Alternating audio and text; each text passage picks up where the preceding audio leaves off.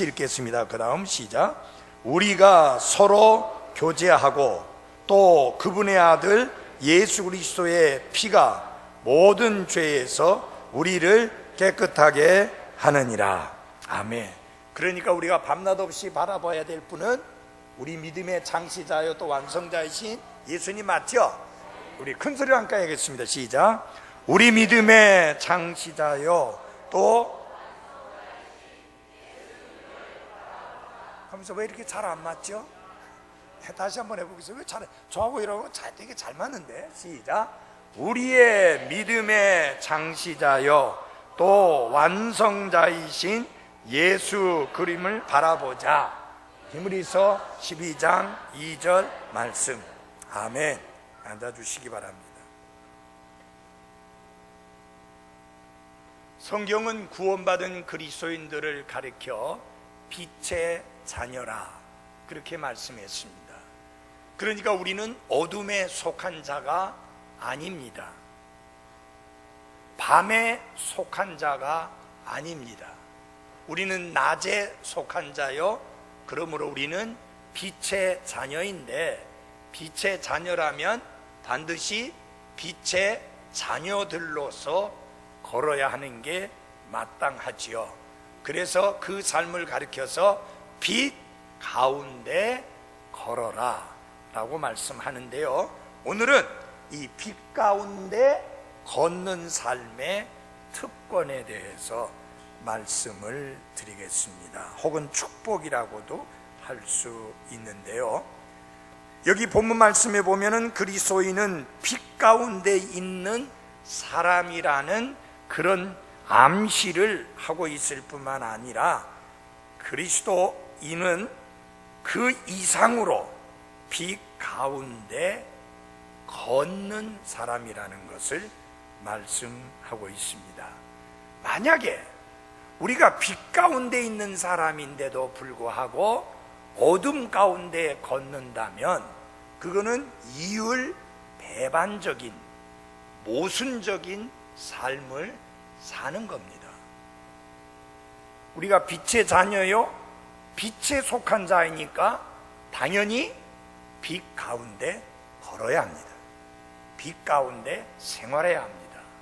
그것은 예배당에 와서 예배드리는 여러분의 모습만을 의미하는 것이 아니라 학생은 학교에 갔을 때, 직장인은 직장에 갔을 때, 주부들은 가정에서, 그리고 개인 자영업 하는 분들은 그 자영업의 삶 속에서 언제나 우리는 빛 가운데 걸어야 합니다.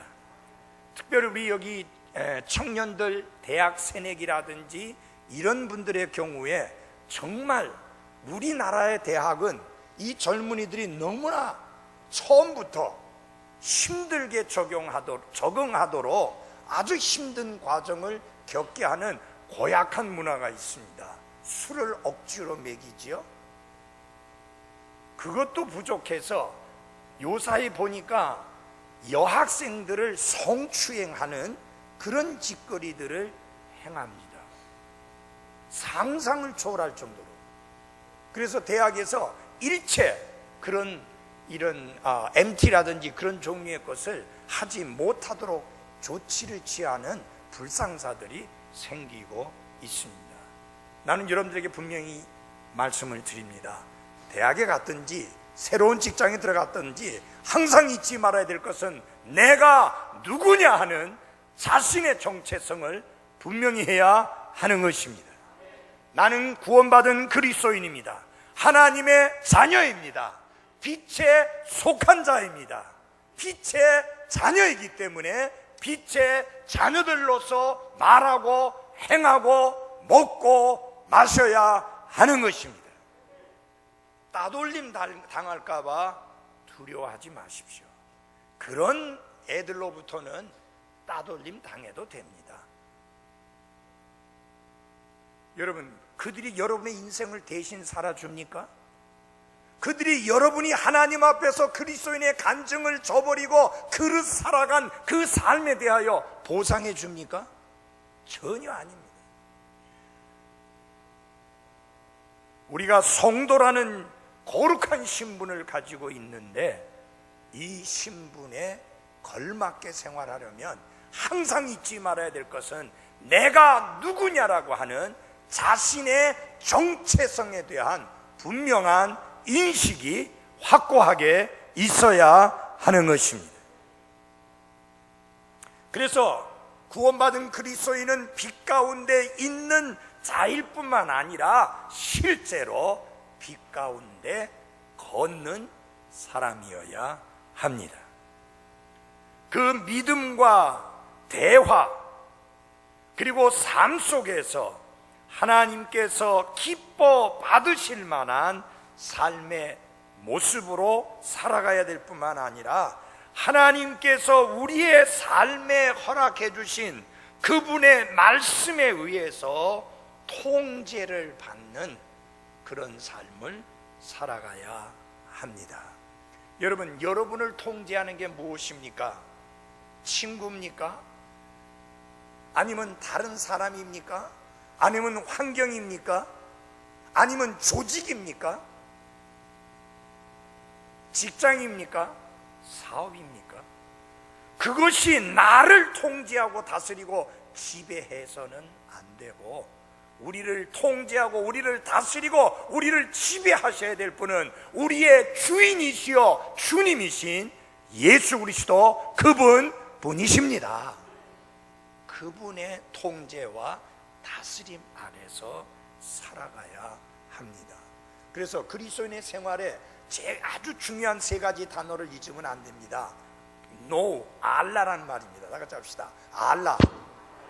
그럼 알라고 하는 건 무엇을 알으라고 하는 말이냐? 내가 어떤 사람인가를 알아야 됩니다. 여러분 잘 들어주십시오. 내가 누구냐? 그리스도와 함께 죽고 묻히고 그리스도와 함께 새 생명 가운데 부활한 사람입니다. 그래서 우리는 죄에 대하여 죽은 자고 하나님께 대하여는 산 자인데, 그 다음 이제 이것을 알았을 뿐만 아니라 그 다음 중요한 단계는 뭐냐면 이것을 매일의 생활 속에서 순간순간의 선택과 결정에서 이것을 인정하는, 그렇게 여기는 삶을 살아가야 하는 것입니다. 그래서 여겨라, 이게 아주 중요합니다. 그렇게 여겨야 됩니다. 이게 로마서 6장에서 가르치는 핵심적인 말씀입니다. 그래서 구원받은 그리스도인에게서 가장 중요한 말씀 중에 로마서 6장만큼 중요한 말씀이 없습니다. 거기서는 내가 누구냐, 그리고 내가 어떻게 살아야 하느냐라는 것을 정확하게 가르쳐주고 있는데, 그 중에 하나가 레콘, 여겨라, 인정하라, 그 말입니다. 여러분이 그리스도인이라는 사실을 인정하십시오. 그리스도인이라는 사실을 드러내십시오. 내가 죄에 대하여는 죽은 자요, 세상에 대하여는 죽은 자요, 그리스도 예수님 안에서 하나님과 의에 대하여 산 자라는 사실을 내 삶의 순간순간의 결정과 선택에서 그것을 인정하고 여기는 삶을 살아가야 합니다. 그 다음에 중요한 게 뭔지 아십니까? 그 정도만이 아니라 더 나아가서 내 자신을 하나님께 드리는 삶으로 살아가야 합니다. 그래서 일드, 드리라고 하는 말씀입니다. 알라, 여겨라, 그 다음에 뭐예요? 드리라는, 이 드린다는 것이 중요합니다. 여러분, 순간순간 여러분은 무엇인가에 여러분 자신을 드리고 있습니다. 여기 10대 청소년의 자녀를 두고 있는 부모의 가장 큰 고민 중에 하나가 뭐냐면은 내 아이들이 게임에 시간을 들이고 자기 몸을 들일까봐 무척 신경이 쓰여집니다. 예배 시간 10분 전인데 휴대폰 들고 게임하고 있는 아이들, 이거 어떻게 설명해야 됩니까? 뭐 하러 왔는데? 영과 진리로 하나님께 경배 드리러 왔는데 예배 시간 10분 전에 게임을 하고 있으니 그게 합당한 삶의 모습이냐, 그 말이에요. 잘못된 데 지금 드리고 있잖아요. 여러분, 어디다가 드리려고 합니까? 무엇에 드리려고 합니까? 성경은 이렇게 말했어요. 하나님께 드리라. 아멘. 하나님께 드리라. 어저께요, 병민이 이름 비슷하네. 병민이 형태기가 성재가 1대1로 부목사님에게 성경 공부하는 이야기 듣고는 귀가 번쩍 뛰어가지고, 왜 성재만 하니까 우리도 하고 싶습니다 해가지고 학교에서 마치자마자 바로 밥도 안 먹고 교회로 와가지고 1시간 이상 성경 공부하고 집에 돌아갔어요. 아멘. 얼마나 가치 있고 의미 있는 것에다가 드렸습니까? 드린다는 게 정말 중요한 거예요. 제가 부목사님 보고 그랬어요. 부목사님 정말 중요합니다. 이 아이들 앞으로 부목사님이 이들과 함께 이 교회를 세워나가야 될 사람 맞아요? 아유, 우리 저 김학목 집사님이나 김영수 집사님은 이제 이게 희끗희끗 넘어가는 사람들이니까 이제는 이제 별 이제 기대 못해요. 김학목 집사님이 뭐 고장 난 거 고치는 게 뭐 언제까지나 계속 되겠습니까? 그러니까 이들이 앞으로 교회에 이 중추 같은 일꾼을 감당해야 되니까 키워라. 이들을 키워라. 여러분, 시간을 드리게 돼 있는데 어디다 드리냐가 중요한 거예요. 무엇에 드리느냐? 성경은 딱 한마디로 말합니다. 하나님께 드리라. 너희 몸을 하나님이 기뻐 받으실 만한 거룩하고 살아있는 희생물로 하나님께 드리라. 그렇게 말씀하고 있습니다. 이 세상에 동화되지 말고 이 세상 돌아가는 대로 함께 어울려져 갖고 돌아가지 말고 이 세상과 하나 되어 짝하지 말고 하나님께 살아있는 희생물로 드려라. 그게 하나님 말씀. 그게 무슨 생활이냐? 그게 빛 가운데서 걷는 생활입니다. 자, 빛 가운데 걷는 삶은 이제 어떤 의미냐 하는 것을 좀 설명을 드리겠는데요. 우리가 빛 가운데 걷는다는 것은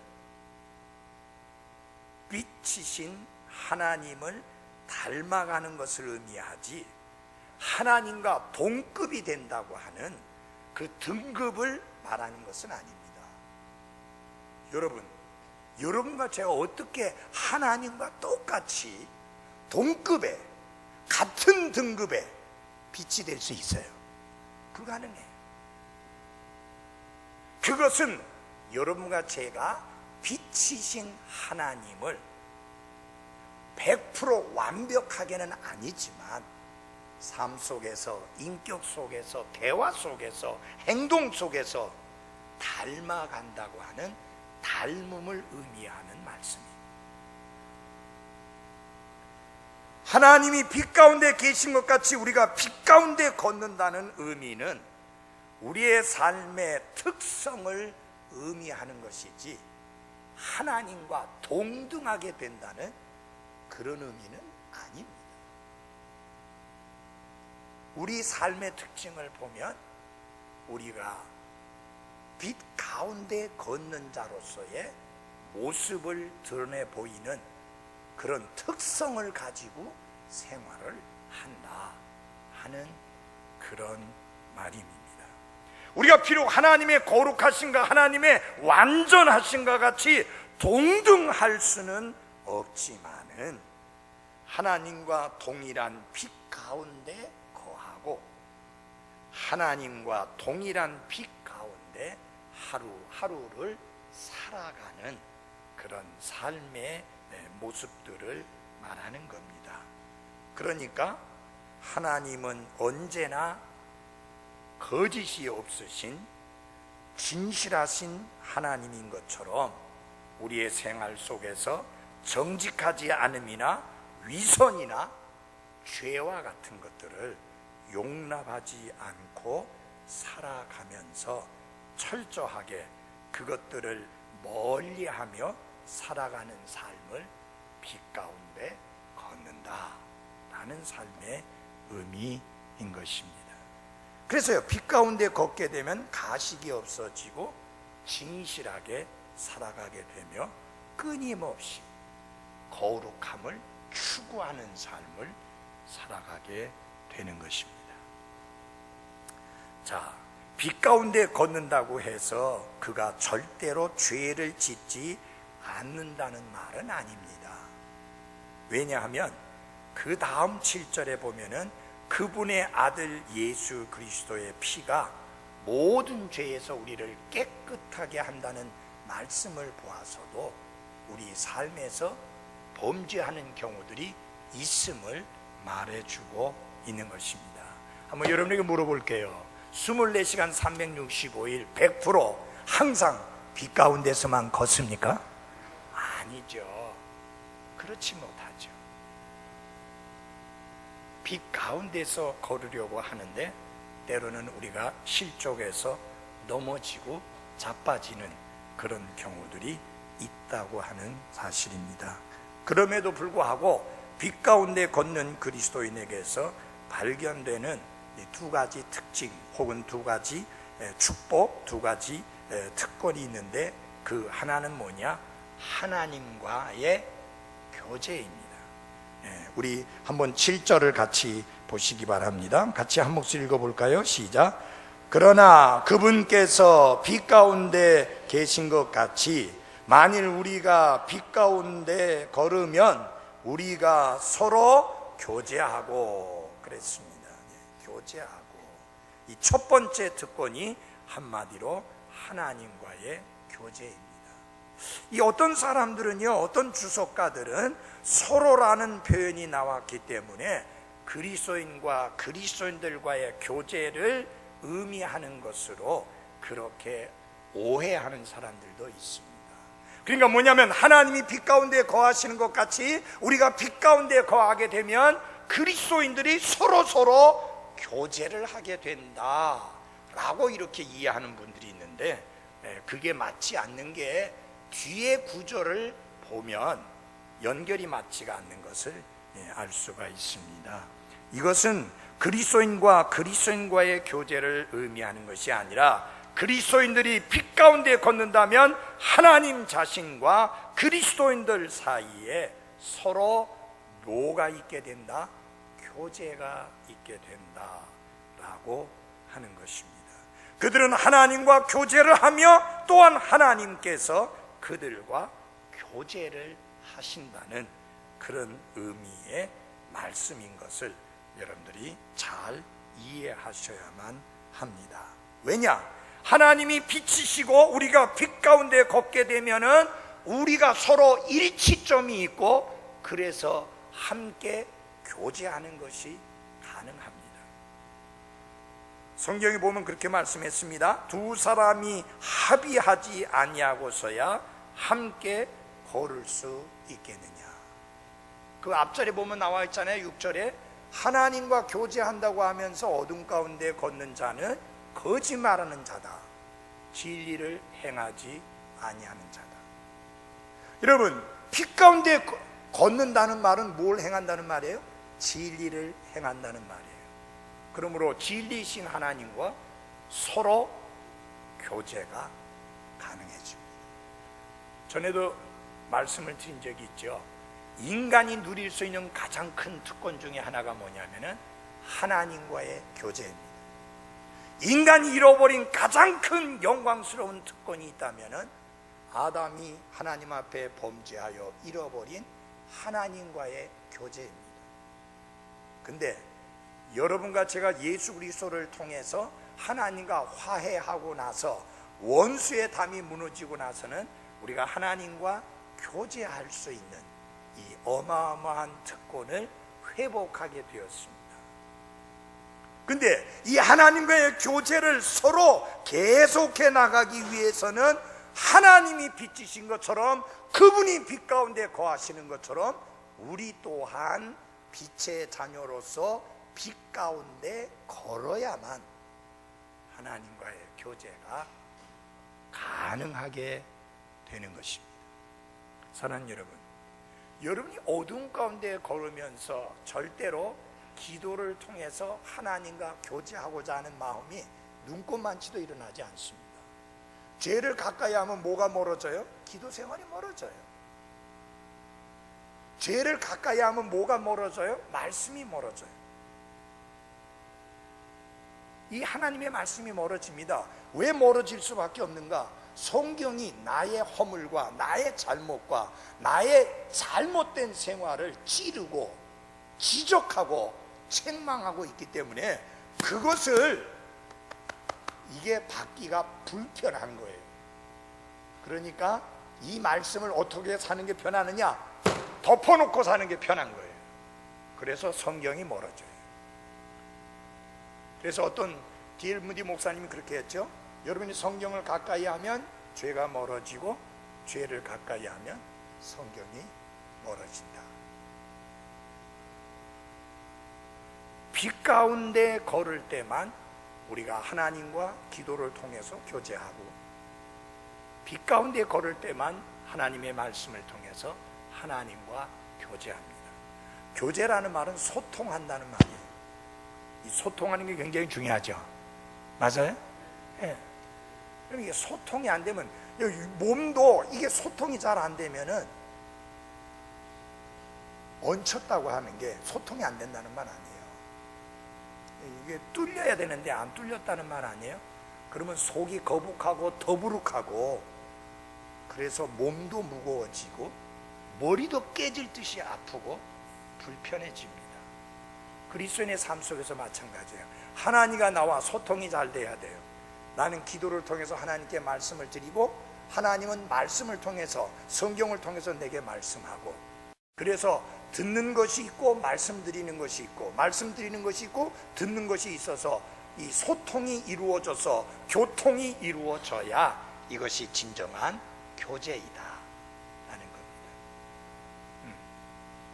여러분, 교제 중에 다른 사람들과의 교제도 중요합니다. 사람이 무인도에서 홀로 살도록 그렇게 지어진 존재가 아니고 서로 교통하도록 지어진 존재이니까 다른 사람들과 교통하는 거 정말 중요합니다.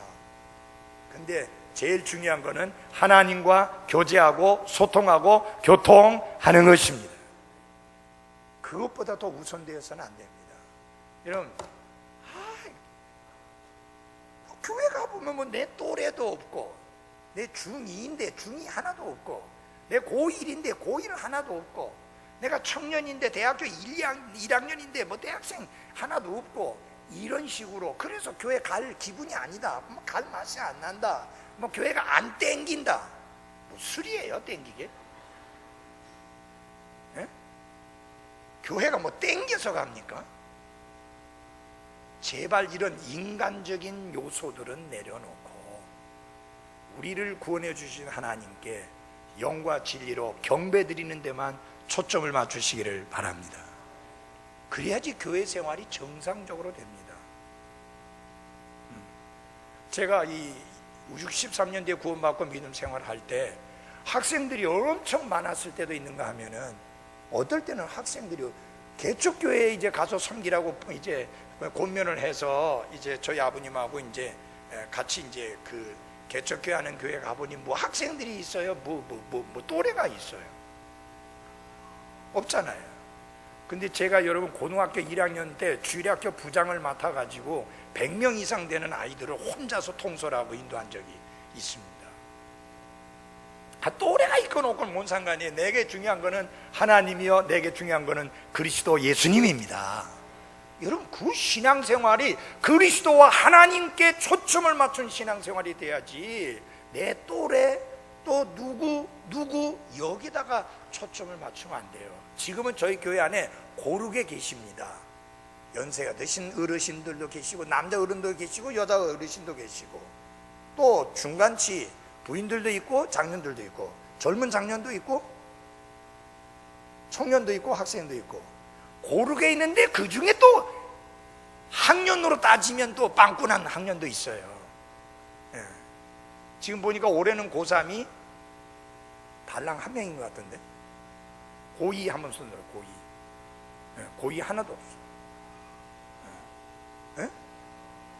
중1? 아, 용빈이, 고2고. 용빈이 고2야? 벌써? 그 용빈이 혼자잖아. 고2 계속 올라오면서 혼자야. 근데 혼자인 건 용빈이 책임도 있어. 전도 안 해왔으니까 그렇잖아요.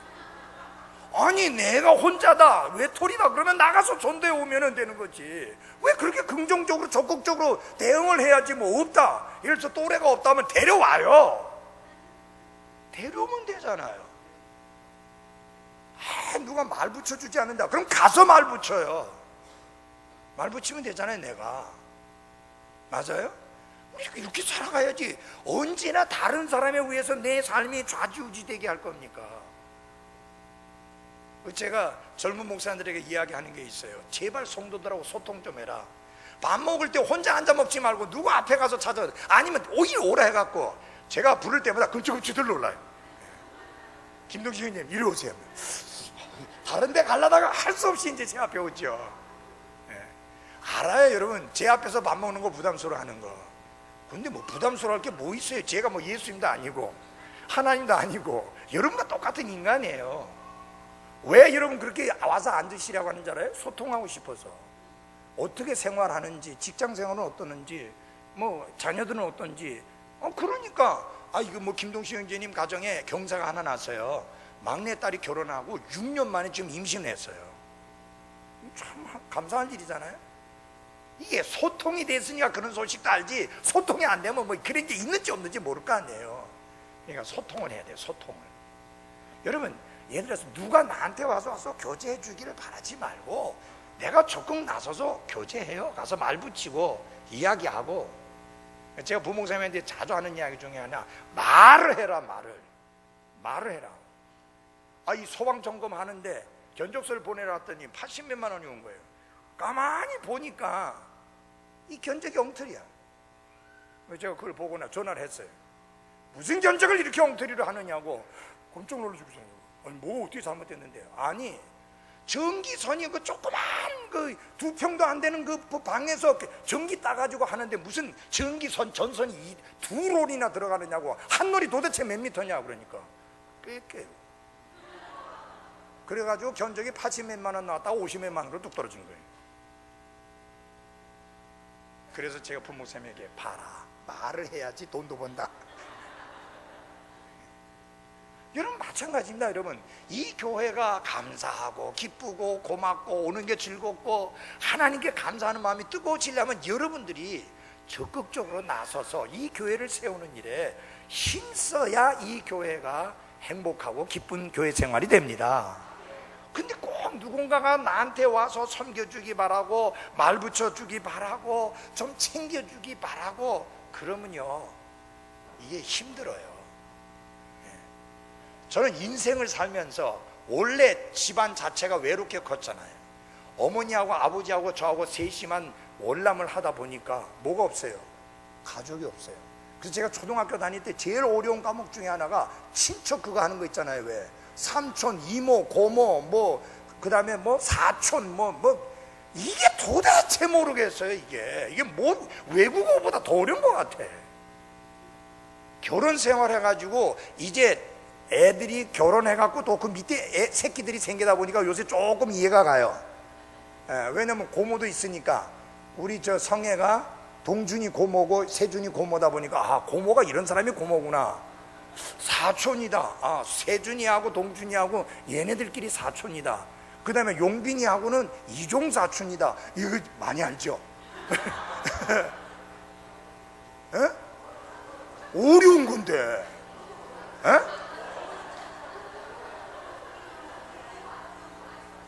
고종이야? 이종 사촌이 아니고 고종 사촌이야? 또 틀렸네. 그러니까 정말 그래서 제가 마음에 어떻게 결심했는가. 난 어차피 환경이 외로우니까 난 외롭다. 나는 가족도 이제 어머니도 일찍 돌아가시고 아버지밖에 없으니까 나 외롭다 하면 한없이 외로워지잖아요. 그래서 저는 어떻게 하겠느냐, 내가 앞장서서 이야기 붙이고 접근하고 소통하고 이러다 보니까 다른 사람들이요, 제가 가족이 엄청 많은 줄 아는 거예요. 집안도 돈이 많은 줄 알아요. 옷이 없어갖고 딴 사람이 준 옷을 입었더니 엄청나게 크고 이 엉덩이 밑으로까지 티셔츠가 내려갔는데도, 쇠타가 내려갔는데도 부잣집 아들매들이 멋지긴다고 그렇게 하는 줄 알고 제 아내가 착각했잖아요. 여러분, 단 한 번 주어진 인생입니다. 제가 제일 싫어하는 게 뭔지 아세요? 자기 연민, 셀피티, 자기를 불쌍히 여기는 거. 나는 이런 환경에서 컸기 때문에 나는 외롭다. 난 정말 슬픈 사람이다. 어려운 환경 속에서 컸다. 저는요, 제가 크면서 한 번도 어려운 환경에서 컸다고 생각지 않았습니다. 왜요? 부모님이 어차피 돌아가시게 돼 있는 거 아니에요. 조금 먼저 갈 수도 있고 늦게 갈 수도 있는 거 아니에요. 가난은 어떻게 해요? 그때 당시에 다 가난했는데 뭐 대부분이. 그래도 먹고 마시고 입을 수 있는 거 감사하고. 제가요, 신학교 다니면서 제일성소 침례교회에서, 그때 신학교 부산에 있었는데 제일성소 침례에서 섬길 때는요, 오전에 밥 한 그릇 먹고 내려오면은 밤 10시 넘어서 집에 올라올 때까지 밥을 입에 대지를 못합니다. 없어요. 누가 더 밥 줘요? 목사님 댁에서 먹었다가는 목사님 자녀 중에 누구 하나 한 그릇 안 먹어야 되는데, 그러면 어떡하는가? 풀빵으로 때우는데, 풀빵도 사줘야 먹죠. 돈이 없으니까. 그러니까 형제들이 풀빵 사주면, 여러분 해보세요. 점심도 풀빵, 저녁도 풀빵. 그러면 여기서 뭐 팥고물 막 올라와요. 그냥 신틀이 올라오고. 여러분, 그거 가지고 주일학교 가르치고 중고등부 가르치고 찬양 예배 인도하고 끝나고 난 다음에 찬양대 연습시키고 나면 기력이고 뭐고 다 없어져요. 그래서 한 번씩 뻗어버리고, 그러면 또 자매들은 재밌다고 또 막 킥킥거리고 웃고, 남은 심각하게 넘어가는데, 그래도 행복했어요. 기뻤고 좋았고. 그래서 저는 제 자신을 불쌍히 여기는 것하고는 아예 빠이빠이 해놨어요. 내가 왜 내 자신을 불쌍히 여기지 말아야 되느냐? 잘 들어주세요. 왜 내가 내 자신을 불쌍히 여기지 않아야 되느냐? 나는 하나님 앞에서 귀한 존재이기 때문입니다. 만약 지구상에 나 혼자 살았다 할지라도 하나님은 예수 그리스도를 보내셔서 나의 죄를 대신해서 십자가에서 죽게 하실 만큼 하나님은 나를 사랑하십니다. 여러분, 예수님이 내 죄들을 대신해서 죽으실 만큼 내가 엄청난 하나님의 사랑의 대상인데, 왜 내가 하찮은 존재예요? 왜 내가 아무 쓸모없는 존재예요? 왜 내가 아무 가치 없는 존재예요? 왜 내가 외로워야 돼요? 왜 내가 쓸쓸하다고 생각해야 돼요? 그럴 필요 없어요. 여러분, 하나님이 나를 구원해 주신 것 중에 그것 말고 또 감사한 것 중에 하나가 뭔지 알아요? 내가 살아있다는 사실이에요. 살아있다는 것은 의미가 있다는 거예요. 죽으면 아무것도 못해요. 내가 왜 이렇게 열정적으로 설교하는지 압니까? 살아있기 때문입니다. 살아있다는 게 감사해서. 이렇게 할 수 있는 힘 주시고 건강 주시고 생명 주시고 삶의 기회를 허락해 주신 하나님께 감사해서입니다. 제발 다른 사람들이 살고 있는 외적인 삶의 모습과 비교해서 기죽지 말기를 바랍니다. 여유 있다고 그래서 그분들은 하루에 뭐 4끼 5끼 먹는 거 아니잖아요. 그래봤자 아무것도 좋을 거 없어요. 저 하루에 2끼만 먹는데 양식이 없어서가 아니고요, 3끼 먹으려니까 숨이 차. 하루 종일 밥 먹다 끝나는 것 같아요. 그러니 여러분, 옷이라고 하는 건 걸치면 되는 거 아니에요? 가리면 되는 거 아니에요? 누가 비싼 옷 입었다고 해서 그 사람이 가치 있는 존재 아니에요. 여러분이 입은 게 최선이고 감사하고 기뻐하고 하나님께 영광 돌려야 될 좋은 것임을 잊지 마십시오. 빛 가운데 걷는다는 말이 뭐냐? 하나님께서 나를 귀하게 여기듯이 내가 나를 귀하게 여기면서 감사하면서 살아가는 삶이, 그게 빛 가운데 살아가는 삶이에요. 여러분, 같은 남매들 중에 누구는 조금 더 경제적으로 잘 풀리고 누구는 조금 덜 풀릴 수 있습니다. 좀 더 잘 풀린 사람은 왜 잘 풀리게 해주셨는지 알아요? 하나님이 못 풀린 자녀들 도와주라고, 그 밑에 같은 식구들 도와주라고 한 거예요. 내 혼자 먹고 잘 살라고 준 거 아니에요. 모든 것의 주인은 하나님이에요. 하나님이 분배해 주셨는데 어떤 분은 좀 넉넉하게 주셨고 어떤 사람은 적게 주셨거든. 넉넉한 사람은 적게 주신 사람하고 나누고, 그렇다고 적게 가진 사람은 많이 있는 사람에게 왜 안 줘? 하고 따지지 말고 기도하세요. 그래서 그 사람의 마음이 움직여서 내게 베풀도록. 여러분, 죽으면 다 놓고 가야 돼요. 죽으면 다 놓고 가야 돼요. 얼마가 있든지 간에 놓고 가야 돼요. 중요한 거는 내가 살아있을 때 가치 있고 의미 있게 쓰는 거 아닙니까? 맞아요? 첫째는 하나님께, 둘째는 가족에게, 셋째는 나와 함께하는 사랑하는 분들에게 쓸 수 있어요. 자, 이제 빛 가운데 걷는다는 게 어떤 건지 아시죠? 그러면은 하나님과 교제하게 된다. 그리고 모든 죄에서 우리를 깨끗게 해주신다. 깨끗게 해주신다는 거 아침에 설교했지만 또 다른 의미가 있는 것 중에 하나가 뭐냐면 아예 여러 가지 종류의 죄에 빠지지 아니하도록 우리를 지켜 보호해 주신다. 오염되지 않도록 여러 가지 모든 죄에 오염되지 아니하도록 우리를 지켜 주셔서 깨끗하게 하신다. 여러분, 오염되고 난 다음에 하나님 씻어 주십시오 라고 하는 것보다는 아예 오염되지 않는 게 훨씬 낫죠. 맞아요? 네. 자동차 사고 나가지고 돈 들여서 고치는 것보다는 아예 사고 안 나는 게 낫잖아요. 지난번에 누가 내 차 뒤에 반발을 이렇게 긁어버리는 바람에, 그나마 참 다행이었죠. 살짝 긁는 바람에 그나마 저도 안 다쳤고 자기도 안 다쳤지만은, 그래서 그거 맡겨갖고 수리하니까 기분이 그렇게 안 좋더라고. 왜 멀쩡한 새 차를 내가 왜 내 잘못도 없이 고쳐야 되고 수리해야 되는지 보니까 말짱하게 사고 안 난 것처럼 깨끗하긴 한데 기록이 남아요, 그게. 그래서 교통부에 올라간대요. 그래서 이젠 꼼짝 말아요, 여러분. 야매로 몰래 가서 고치지 않은 이상 다 올라가요, 기록이. 왜? 중고차 팔 때 속이지 못하도록. 그러니까 기록이 남아있다고 생각하니까 아주 찜찜한 거야. 기분이 안 좋아요. 여러분, 깨끗이 고쳐서 흠이 없는 것처럼 보이지만 차라리 한번 그렇게 사고 나지 않은 게 훨씬 좋은 것처럼 우리 마찬가지입니다. 하나님과 교제하면 죄로 오염되는 삶을 벗어날 수 있다. 모든 죄에서 우리를 깨끗게 한다. 오염되지 않도록 지켜주신다. 그러니 우리가 하나님과 교제하는 삶을 신실하게 살아가야 합니다. 여러분, 하나님과 교제하는 삶을 살게 되면요, 성령님을 향하여 우리 마음을 여는 거거든요. 그분이 나를 주장하고, 그분이 나를 이끄시고, 그분이 나를 인도하시고, 그분이 나를 통제하고, 그분이 나를 다스리시도록 그분께 내어 맡기는 삶이 하나님과 교제하는 삶입니다. 그러면 그분이 책임져 주셔요. 죄로 오염되지 아니하도록. 이제 우리에게 또 한 주간이 주어졌습니다.